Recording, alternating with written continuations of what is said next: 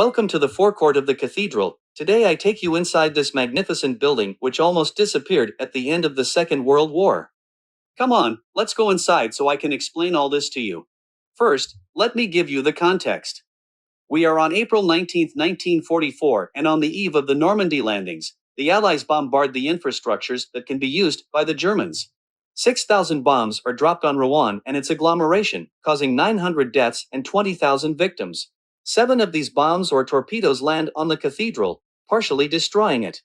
However, a marble statue of a virgin from the 18th century did not receive a single splinter, which allowed some to say that Rouen experienced several miracles. It is following this episode that one of the nicknames of the cathedral was created, Our Lady of the Seven Torpedoes. If you wish to see this miraculous statue, it is located in the Sainte Marguerite Chapel in the middle of the nave on the right, just before the altar.